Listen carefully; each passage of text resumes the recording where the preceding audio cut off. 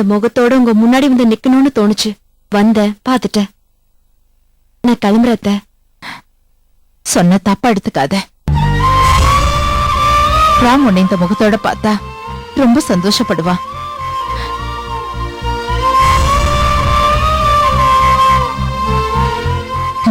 ஏற்கனவே அவன் உன்னை பார்க்கணும் பார்க்கணும்னு துடிச்சுக்கிட்டு இருக்கான்.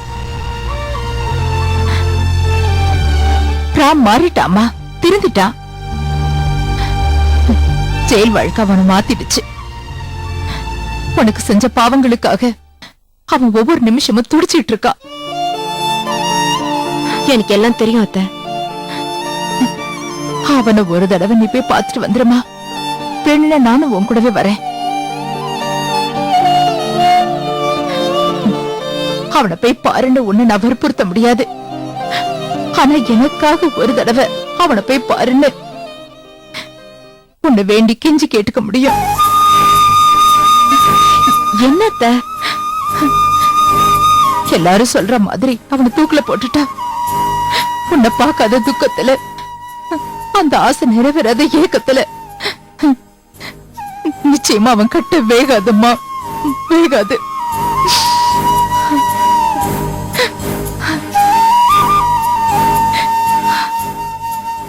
அத்த, நான் கிளம்புறேன்.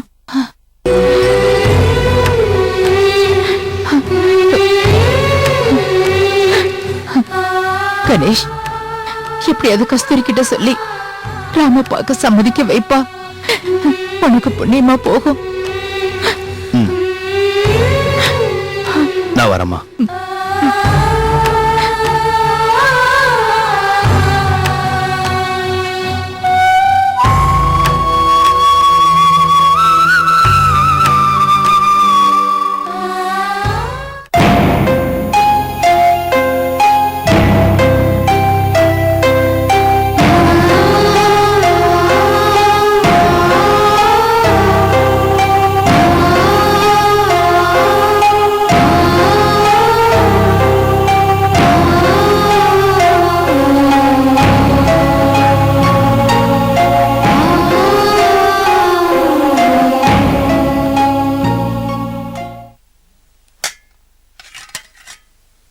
மங்க, வாமா சாப்பிடலாம்.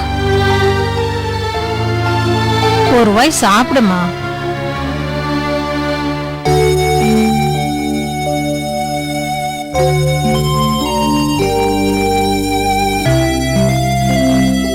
என்னம்மா ஆச்சு உனக்கு?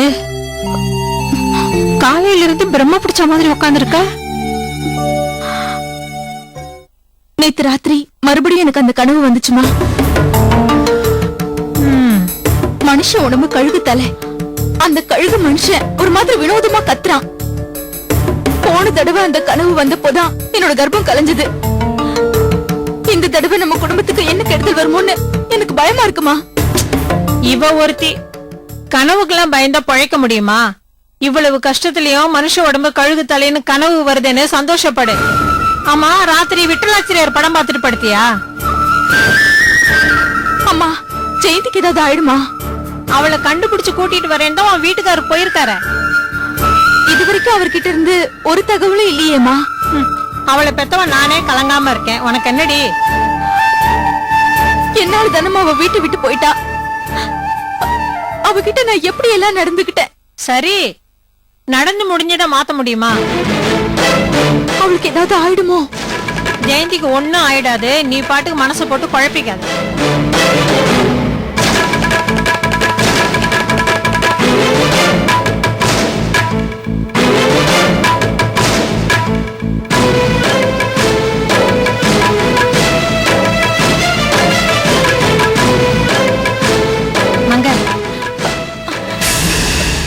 பாத்தீங்களா? எங்க இருக்கா, எப்படி இருக்கா? குழந்தை பிறந்துருச்சா, இன்னும் பொறுக்கலையா? ஏன் நம்ம வீட்டு விட்டு போனாலா? நம்ம மேல அப்படி என்ன கோவமா? என்னது பேசாம இருக்கீங்க? நீங்க பேசாம இருக்கிறத பார்த்தா எனக்கு பயமா இருக்கு. ஏதாவது பேசுங்க. ஜெயந்திக்கு குழந்தை பிறந்துருச்சு. பெண் குழந்தை.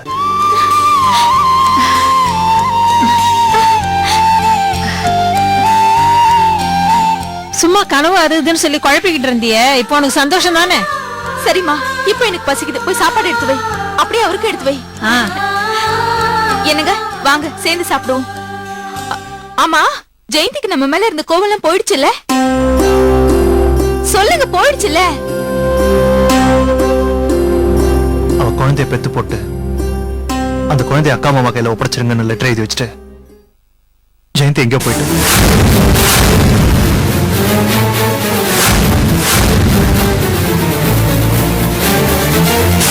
என்னங்க சொல்றீங்க? ஆமாமாங்க.